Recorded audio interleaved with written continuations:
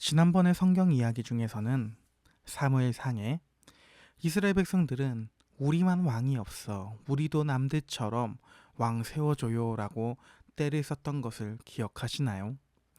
드디어 오늘 본문인 사무엘상 10장부터 12장에서는 이스라엘의 첫 번째 왕 사울이 공식적으로 데뷔하는 이야기가 등장합니다. 근데 이렇게 왕이 세워지게 되는 화려한 시작 이면에는 인간의 연약함과 그 연약함을 덮으시는 하나님의 놀라운 은혜가 숨어 있습니다. 이스라엘의 첫 왕정 시대가 시작되는 이야기를 살펴봅시다. 오늘 이야기의 시작에서 사무엘상 10장에서 사무엘은 사울의 머리에 기름을 붓습니다. 그렇게 사울에게 여호와의 영이 임재하였고 사울은 선지자들과 함께 예언까지 하게 됩니다. 사무엘은 온 백성을 미스바로 모아서 제비뽑기로 왕을 공식적으로 선출합니다. 제비뽑기로 한 사람을 뽑는데 누가 뽑힐까요? 당연히 사울이 왕으로 뽑힙니다. 그러나 왕으로 뽑힌 사울의 모습이 보이지 않습니다. 이스라엘 백성들이 찾아보니 사울이 부끄러워서 짐 보따리들 사이에 숨어 있었습니다. 백성들은 사울을 잡아서 앞으로 세웁니다. 그리고선 만세를 외치며 축하합니다. 그러나 반대로 몇몇의 불량배들은 이 사람이 어떻게 우리를 구원하겠느냐며 사울을 멸시합니다. 하지만 사울은 잠잠히 그 불량배들의 모욕을 참아냅니다.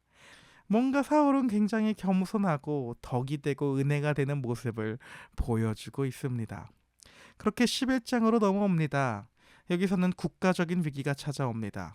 암몬 사람 나하스가 길르앗 야베스로 쳐들어옵니다. 이에 길르앗 야베스는 암몬 사람 나하스와 협상을 하려고 합니다. 그러나 나하스는 잔인한 사람입니다. 나하스는 길르앗 야베스 사람들이 오른쪽 눈을 다 뽑으면 협상을 맺어주겠다라고 협박합니다. 이 소식은 사울에게도 들려옵니다.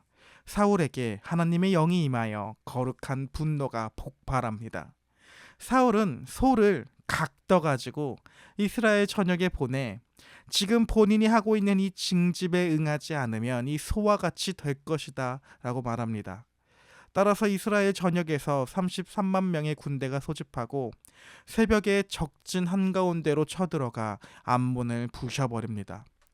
승리 후에 백성들은 이전에 사울을 무시했던 그 불량배들을 당장 끌어내 죽이자고 흥분합니다.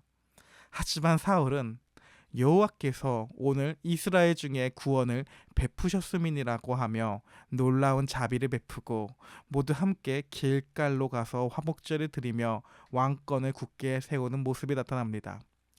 이제 12장이 들어오게 됩니다. 왕이 세워졌습니다. 따라서 이스라엘의 마지막 사사였던 사무엘은 고별사를 전합니다. 사무엘은 평생 누구의 소나 나귀도 속인 적이 없다는 자신의 청령함을 백성들 앞에서 증언받습니다. 그리고 이스라엘의 뼈를 때려 순살 치킨에 만듭니다. 너희가 사람 왕을 구한 것은 사실 참된 왕이신 여호와 하나님을 버린 엄청난 죄악이다. 지금 이렇게 겸손하고 자비를 보인 사울은 사실 인간의 요구로 세워진 왕이라고 계속해서 말합니다. 이제 뭔가 싸하고 불길한 이야기가 나타나는 것을 보게 됩니다. 지금은 이렇게 사울이 뭔가 멋있고 그런 은혜스러운 모습이 나타나겠지만 하지만 사울은 인간들의 요구로 세워진 왕이라는 사실을 기억해야 할 것입니다. 따라서 사무엘은 그 죄악을 깨닫게 하기 위해 기도합니다. 비가 오지 않는 밀 베는 때에 하늘에서 많은 우레와 비가 쏟아집니다. 백성들은 두려움에 떨며 자신들의 죄를 회개합니다. 그때의 사무엘은 정말로 유명한 중보 기도의 약속을 남깁니다.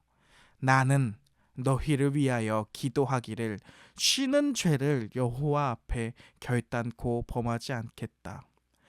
뭔가 인간들의 요구로 세워진 그 왕이 잘 되는 것 같아 보입니다.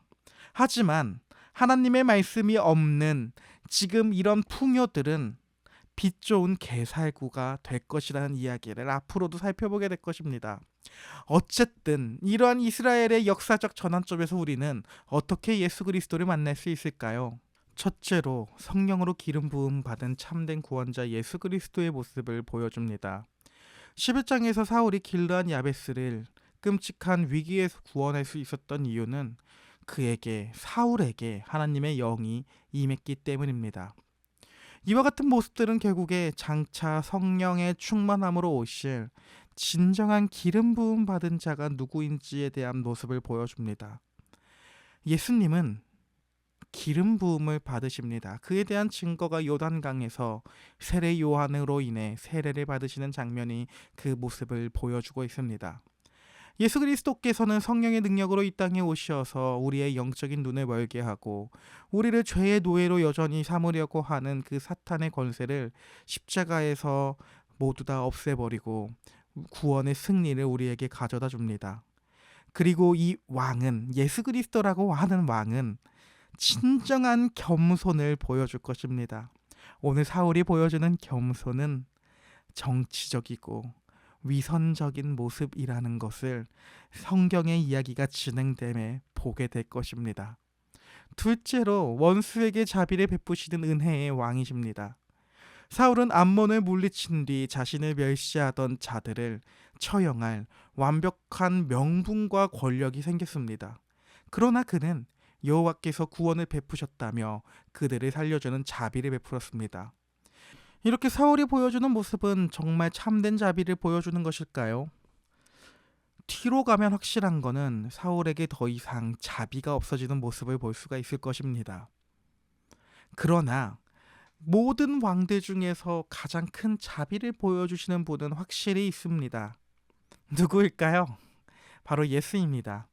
예수께서는 자기를 향해 다가오는 어린아이들을 막지도 않으시고 자기를 향해 오는 죄인들, 자기를 향해 오는 병자들을 아무도 막지 않습니다.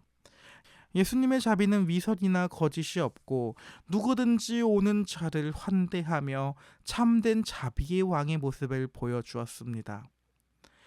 심지어 이 자비가 어디까지 향하냐면 십자가 위에서 속옷만 입고 매달려 있을 때에 자신을 향해 조롱을 하던 그 사람들에게까지도 자비는 완성이 됩니다. 아버지여, 저들이 알지 못해서 지은 죄입니다 라고 하는 그 기도가 바로 그런 자비의 모습을 보여주는 기도입니다. 십자가에서 피를 흘려주심으로 우리의 모든 반역 또한 용서하시며 우리를 생명의 나라로 품어주시는 참된 자비의 왕의 모습에 대해서 보여줍니다. 세 번째로 심판의 우레를 막아서는 영원한 중보자 예수 그리스도입니다. 12장에서 백성들은 자신들의 필요에 의해 세워진 왕, 눈에 보이는 왕을 구한 그 죄악 때문에 하늘에서 쏟아지는 우레와 비 앞에서 두려워 떨었습니다. 그때 사무엘은 백성들을 향해 어떻게 말했나요? 내가 너네들을 버리겠나? 라고 말했나요? 아니요. 사무엘은 너희를 위해 기도하기를 결탄코 쉬지 않겠다며 백성과 하나님 사이의 중보자로 계속해서 서게 됩니다. 사무엘의 이 모습은 우리의 영원한 대제사장이신 예수 그리스도를 선명하게 보여주는 장면입니다. 우리가 끊임없이 세상의 헛된 스펙을 왕으로 구하며 죄악으로 무너질 때마다 예수님은 십자가 보혈을 의지하여 하나님 우편에서 지금도 우리를 위해 쉬지 않고 중보하고 계십니다. 사랑하는 여러분, 우리는 어쩌면 사울처럼 위선적일 수도 있고 혹은 사울을 무시했던 불량배들처럼 하나님의 통치, 어쨌든 제비를 뽑아가지고 드러나게 된 그런 하나님의 통치를 거부하기도 하고 혹은 12장의 백성들처럼 눈에 보이는 화려한 세상의 왕을 하나님 앞에 요구하는 연약한 죄인들일 수도 있습니다. 결국 이런 우리들에게 하나님이 보여줄 것은 쏟아지는 심판의 우레와 비만 있을 것입니다. 사실 우리는 하나님으로부터 긍휼을 받기에 너무나도 부족한 죄인이고 자격이 없는 존재들입니다. 그러나 두려워하지는 맙시다. 우리의 영원한 중보자이신 예수님은 오늘 사무엘이 이스라엘 백성을 향해 했던 말처럼 지금도 우리를 위해 기도를 쉬지 않으시며 심판의 비 대신 십자가의 은혜의 단비를 내려주고 있습니다. 따라서 오늘 하루도 우리의 연약함에 집중하지 말고 결국에는 우리를 위해 지금도 여전히 일하시는 우리의 모든 손과 발을 통해 지금도 계속해서 하나님 나라의 모형으로서 하나님 나라를 드러내시는 진짜 왕, 우리를 통치해 주시는 그 그리스도를 바라보며 담대하게 오늘 하루 또한 승리하며 살아갈 수 있는 우리 모두가 될 수 있기를 예수님의 이름으로 기도합니다.